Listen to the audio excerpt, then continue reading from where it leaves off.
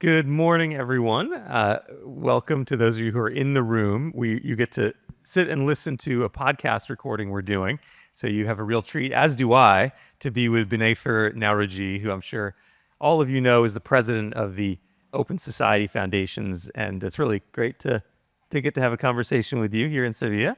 I guess maybe just starting at a very high level, why is this moment important? I'm getting a sense from some people that they're feeling excited that multilateralism is working still, and yet others more quietly will say, "I'm not sure if we're capturing the moment of crisis that we're actually in." So, what is your take on sort of where we are at this moment here in Sevilla? So I think just generally, the globe is at a inflection point, as it does every 50 or so years. And the institutions, global institutions that we created after the Second World War that have carried us so far with a rules-based order are now not fit for purpose in a world that's changed dramatically with climate, with technology, with the demographic changes, etc. And so this is a moment to say, we're at a choice point. Do we spend time reforming the existing systems, or do we have an opportunity to reimagine them? And I think I would say it's a combination of both. But if we only just seek to reform, I think we're going to find ourselves falling short, because this is a moment where there's a whole lot of changes and shifts in power dynamics, in the way the global south is rising, and the impacts of global trends actually now allows for a different power dynamic to come with solutions. You parse that a little bit. What would reform be versus what would a real reimagining look like if you were to really reimagine the space, a genuine transformation? What would that be? So first of all, Open Society Foundation starts from the premise that communities are best placed to find solutions for themselves. And so the places where the problems are the worst, which tend to be the countries that are most impacted by climate, are also most impacted by poverty. That's where you find resilient people who are making the best of what they have and actually are finding ways to continue to do things. Now, if we can take that energy, imagination, creativity, and actually rise it up to the global stage, that's actually what we need, as opposed to top-down solutions. So I would say strong domestic institutions is where we need to focus, because from that, the local contexts will define and build a global inflection that makes sure that we are actually addressing the different particularities of a place. Yeah, and historically, one of the critiques of the global development sector has been that we come in and build parallel systems, right? Strong global institutions that come and work in health or education, but once they leave, they haven't built that domestic capacity. It sounds like you think that's a valid critique, and that maybe this is a moment to really push beyond that approach.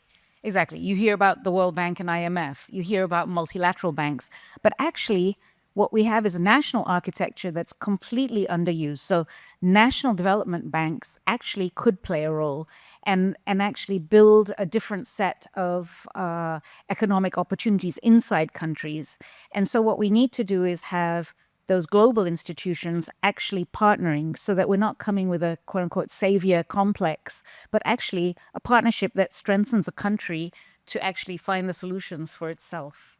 Yeah, it makes a lot of sense. I've spoken to some of those national development banks, and they feel like because they know the context better, they know how to make investments even in really challenging circumstances, whereas the global institutions fly in, they see this fragile environment, and they say this is way too risky, and they end up taking a very long time to make decisions and maybe doing nothing at all. And that risk perception remains a real challenge. It's easy to talk about things in the abstract at a global level. Once you get there, you think about a specific country, especially the 20 or so that are at the very bottom that are really challenged.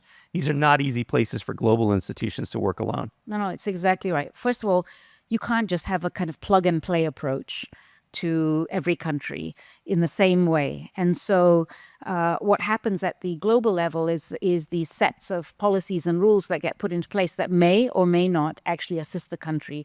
But actually what we need to do is start thinking about the way in which we can get people to define their own futures and help them unlock their own savings. And there are savings in every country. There are pensions, there's revenues. And instead of creating a dependence on external actors, how can we actually empower countries to be able to unlock their own flows and de-risk? I mean, right now, even what we have is when countries take loans from the IMF, for instance, Africa pays a higher interest rate. The level of it's considered more risky. So these countries are buried in debt and they cannot dig themselves out. With 3.3 billion people now living under governments that actually pay more on debt servicing than on health and education, and the implications for their future are bleak as a result of that. Yeah, I mean, you talk about the domestic resources. A lot of those resources do end up leaving the country through tax avoidance. Can you talk about tax a little bit? That is a topic I'm hearing here in Seville. That is a global issue because it's hard for any one country to address this when there are offshore tax havens or global rules that incentivize money to leave countries where they need to mobilize more domestic resources. So $200 billion are stolen annually through corporate tax avoidance. And so it diverts money from the people who need it most. And it's one of the greatest scandals of our time. And it's these resources that are basically being stolen from countries that need to deal with the most pressing challenges, including energy transitions and development. And you find countries like Colombia or Kenya or Brazil showing us what's possible when there's a progressive tax policy and when it aligns with local priorities. So in those countries, for instance, they've rolled out carbon pricing, plastic levies, financial transaction taxes that both address inequality and also are friendly to the environment. There's a UN tax convention, and that framework, which came from lobbying by civil society groups and tax justice groups from the global south, it's given us a framework that gives developing countries an equal voice in setting international tax rules for the first time. And so you can begin to see if we can move the power into the hands of countries that need to be able to make these decisions themselves and get transparency mechanisms by country on these money flows, we can actually begin to unlock some of this money. Yeah, I think the cuts in foreign assistance, especially the U.S., very dramatic cuts that we've seen just in the last few months, but also other countries. Europe, there have been many countries cutting for a few years, and now, of course, the UK has announced a 40% cut over a couple of years. It's been quite painful, and it's caused a lot of harm. It is causing a lot of harm. But if there's a thin silver lining, it is pushing delegates here in Seville to say, okay, we got to find some other sources. So I know there's a move to tax business class and above seats on flights. I've heard conversations about being more aggressive on taxing sugary beverages and ultra-processed foods in the global south, and that maybe you can find some other ways where you can use tax to offset some of the challenges with ODA coming down, but also maybe in a way that gets the money directly in the hands of the local governments, as you're saying, not just to funding a global system where you then have to slowly flow through the money to the countries that need it. So what we've also seen is a widening inequality globally, where wealth is now held in a smaller and smaller number of hands of individuals. I mean, it's unprecedented. And so what we also need to think about are tax regimes that actually think about bringing a bigger tax on the ultra wealthy so that some of this money can start circulating. And also, when you look at the flows, the way they go, I mean, the global north actually gives pennies in terms of aid compared to the amount of dollars that flow out of the global south. I mean, it's actually the global south in some ways subsidizes all of the inequities in the system. This is mostly through debt repayments, right? Debt financing, because the debt is held overseas and countries have to pay it out. Exactly. Also, again, because of risking, people also put their money outside, depending on the way the banks are. Again, having national investing in national development banks again will help to de-risk and allow monies to actually stay in a country. So there's ways to do it, and it has to be done in a concerted way. And I think the Seville meeting is a moment where there's an opening to actually discuss new ways of doing things. And as you said, the kind of abrupt cutting of ODA aid and the closure of USAID, it's been done in a very callous way without a responsible exit. On the other hand, it offers us an opportunity now to say, what next? How can we reimagine this to be more just and equitable? Yeah, I mean, people here are applauding multilateralism in part because they were able to get to an agreement. It's a consensus-driven approach.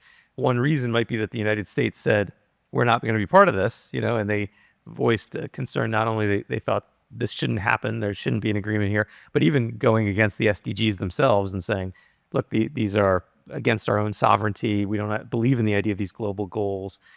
Do you think this world of multilateralism that we're entering, I mean, what is it like, and how should we think about it at a time when a lot of the traditional alliances that were right at the center of global multilateralism are fraying, and you've got rising powers? I mean, powers like China have been around for a while, but are growing in importance, India and many others. How do you see where multilateralism goes from here? So the United States has opted out of the rules-based order, and we're seeing it stepping out with its both withdrawing its own funding, but also showing a disdain for international rules-based order. And it's a big loss just because it's been such a big player and the system has been built around it. But again, it offers an opportunity now, and other countries are not going to sit around and wait. And what we're going to see now is different combinations and different alliances coming. And we're seeing this now. I mean, the day and age of the unipolar world is over. We're no longer living in a G7 world. We're not even living in a G20 world. I mean, the most people in the world are sitting outside of those countries. GDPs and money overall is sitting elsewhere. And what we're seeing is new ways in which governments are coming up, and not just on trade or tax, but seeing like South Africa bringing an ICJ case on the issue of Gaza, seeing Qatar negotiating hostage releases, seeing global South governments come together in the organizing of BRICS. I think these are all developments that 30 years ago we wouldn't have seen. And so new sets of countries are coming up and actually saying, we do want a rules-based order. We actually do want something that brings us all together, and that our shared humanity means that there needs to be space for the public good for all of us. Do you think the U.S. administration does have a point when it comes to some of the multilateral institutions? The UN, for example, they're going to be forced to make massive cuts as a result of the U.S. pullback and others pullback. People support the UN in general in this development context, and yet they whisper in the hallways about their frustrations with many of the agencies and institutions, the way things work. They are multilateral. They have 190 something member states. How do you see, is there a point there that the UN and the multilateral institutions we built over 80 years need to have a deeper reform right now? What would that look like in your mind? So first of all, let's not conflate a rules-based, values-based order with the institutions that are tasked with upholding it. So that's one. I think there's value in having the framework and the structure. Look, every single institution, be it in the private sector or the public sector, requires a facelift periodically, needs to examine itself, and the corporate sector does this all the time.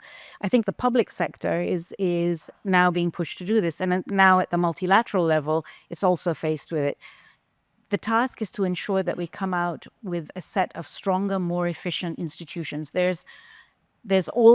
One can always do work better, and certainly the United Nations is at a point where it needs to look and see the way it was organized in 1950 is not what it needs to do now. And so I think that if it's done well, it can actually lead us into the next 50 years. The danger is if it's not, we risk actually moving into a world that becomes so transactional, where every country is just about what can you do for me.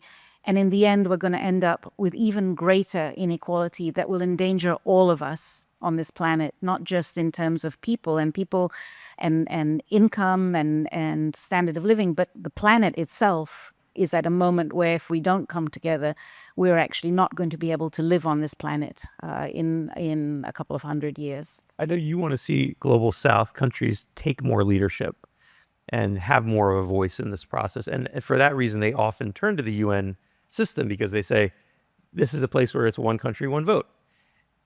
But there's a tension, and we saw it here in Seville with the compromise where many of those countries wanted to see development finance under the UN umbrella, but the MDB system and shareholders of the MDB systems, including the US, say, no way. we like the MDB system because it's not one country, one vote. It's based on how much money we put in and the historical shareholding we have in these institutions. How do you see that tension, and what do you want to see for global South countries to be able to take on more leadership in this new era that we're in? I mean, we're talking about moving money and moving power. And nobody's going to just voluntarily relinquish their money or their power. And it has to come from a set of demands and a set of consensus documents that come. Seville is part and parcel of these discussions that are hopefully going to make for power to move and money to move in more equitable ways. And but I think it's just a given that nobody's going to just hand over their money and power without a little bit of a push. Are you seeing places where the vision you have is coming to fruition? Are there examples where there's some innovation, there's some country that you think is stepping up and doing something differently that's breaking this traditional north-south, top-down kind of development model? So I see examples of that all over, and I think that they're little by little coming. The tax convention is really the key example. That came from civil society groups across the global South pushing their governments to build something that then went up to the UN level. I think that, again, all these treaties, even from the get-go, after the Second World War, were negotiated by governments. At that time, those governments that were in power are the ones that had an overwhelming weight in determining what those were. Many countries were in colonialism at that time. Now it's actually a different set of countries. I also think we have to look at the demographics. We have a situation now where demographics are shifting to different parts of the world, and just the people power in a place, if we want, if you just that alone is going to weight things differently. When I see an op-ed with new ideas for economic reform coming from President Sanchez, Ramaphosa, and Lula, you're seeing a new emerging set of voices that are actually proposing a different way of doing things, that are not saying throw the baby out with the bathwater, but they're saying we're sitting in a different part of the world with a lot of the population, and here's a set of tangible suggestions that we think will make things better. Maybe we could just end with a little bit about OSF, because under your leadership, you've had major reforms, you have had a strategy refresh, and now we're here in Sevilla saying it's a new era. What does that look like? You're one of the world's biggest foundations. What does the new era look like in terms of your own work at OSF? Open Society Foundations is an organization that has a mandate for human rights, equity, and justice. So we approach all issues through that lens. And what we are seeing right now is some openings in the economic rights space that weren't there previously. And so we've traditionally not been in this space for a long time. But actually, at this moment in time, we feel that this is a place where actually major gains can take place. And so we're looking at supporting economic growth and climate action that's rooted locally and that recognizes that global trade and finance architecture must be reformed. So we have two types of investments that we're doing. The first is we're looking at the ways in which industrial and trade policies led by the global North that disadvantage the global South. And the second thing that we're looking at is the international economic architecture, and essentially how to figure out how we can get an architecture that works for all. And these two objectives really are underpinning. We've made a pledge of $400 million to work on trade, debt, finance issues, because we feel actually this is a real opening at this moment. Yeah, and it seems like, in fact, broadening the discussion is important right now, because we often have thought in terms of ODA as one thing and one solution, but the more I've spoken to leaders from global South countries here, it's trade, it's currency, it's debt, it's regulations in the financial markets, it's ODA. All of these things are playing together, and if you have a conversation just in a very narrow way, you're not actually solving the problems that these countries are facing every day. It's a perfect storm, and maybe that's what you need to actually force a consensus to move forward in a different way. And so I actually am, in the midst of all the gloom and doom, I actually feel quite optimistic that this is an opening, that if we seize it, we could actually come out the other side with a world that actually is more equitable. Well, that's a great and optimistic point to end on. Great to spend some time with you, Binaifer. Thank you.